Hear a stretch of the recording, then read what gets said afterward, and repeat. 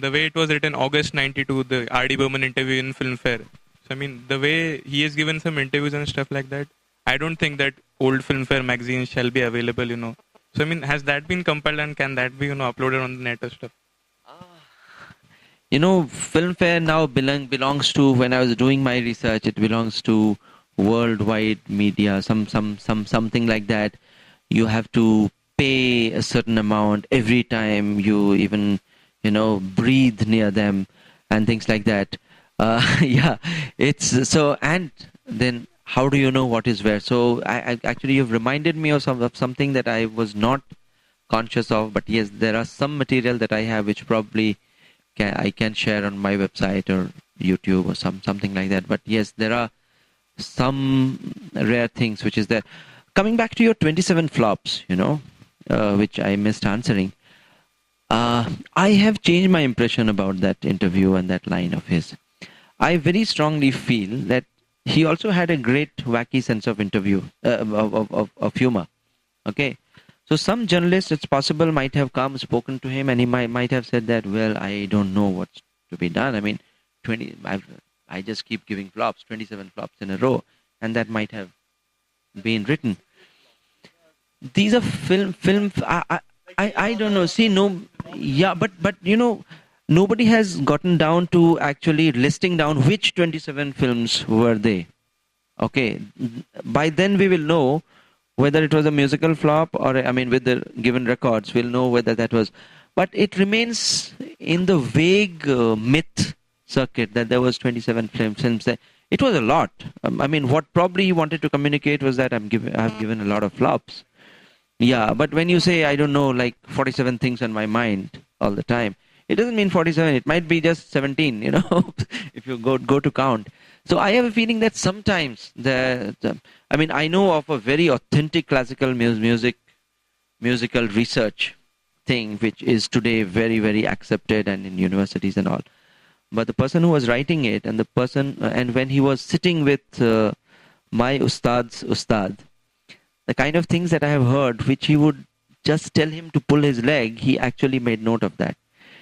So sometimes these things do happen. And some of the best myths, and today is the time when you write anything and that becomes a net property and public property. Anyone can write anything, and I remember that there was a concert in Dubai which was happening on R.D. Burman, and the organizer wanted the singer to sing one Manna Day song, okay, Laga Chunri Mein Daag, and there was no way that these people wanted that song because it was an R.D. Burman concert. So he bypassed that and he said that, because the organizer had wanted him to sing that song because people liked that very much. It was very popular. So he said just before interval, he said that, this used to be Pancham Das' favorite song. Okay, and in the interval, people like Nitin Shankar and all who were actually behind that entire troupe, they said, we are not going back after the interval. You wanted to sing that song. It's a great song, I think. But it is not a song that we would want in a Panchamda concert. Very clear. We have spoken to you. You wanted to sing that song. Organizers wanted to sing. But the event is not happening because of you. Okay. And you have said this kind of a thing. There are 40 cameras which is recording. You're going to sell this DVD in the next concert in Calcutta. And then people will think, suddenly the fans will realize that, so this was Panchamda's most favorite song. So, and myths can very easily be made. And I think that 27 flops, I feel, might be something like that. I'm not very sure myself. It hurt Pancham as well as Gogi, of course. That had beautiful songs. Yeah. And there's a bit of that song played in the Din Ja Rahe. Yes. Yeah. Those are some very flop films or some very badly made films actually would have tremendous songs. And I think that there is someone who's talking to me about some other thing, and he said that I certainly don't want to see those visuals on R.D. Burman songs because sometimes the songs are far, far superior and you just corrupt it with those visuals. So as long as I'm not seeing the visuals, I'm creating my own images on that. But the moment I am seeing those, tackily made films, then I have to see that. But what about it? That Dusri Sita?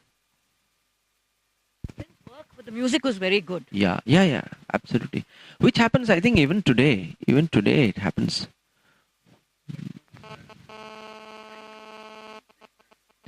I think what you said had a lot of merit. 80s, I think there was so much of bad music, bad cinema that was happening all around. And I also feel that, certain phases has good art everywhere. I mean, 60s, 70s, for example, had great music everywhere. It's not just India. You take a look at West, and you again see absolutely terrible numbers in the 80s and 90s compared to what you had 60s, 70s. And it's just not distancing alone. There are other factors for very obvious reasons. So I thought that 80s had very bad music, and I think it happens with everyone. He may have gotten complacent and may have lost interest, may have reached a saturation point. You don't know. I mean, sometimes you don't feel that inspired all your life doing something. But yes, he did go through a terrible phase, and I think that's something that we need to probably take a cue from. Yes, that. I mean, people go through that. Yes, sir. I know you must have asked many, when you were interviewing people, you might have asked many questions. But what strikes here is when everybody is talking about when Pancham Da passed away and after that, and moistening eyes and all that, could you tell us, what did you actually ask them that time? Not that I can remember exactly what I asked.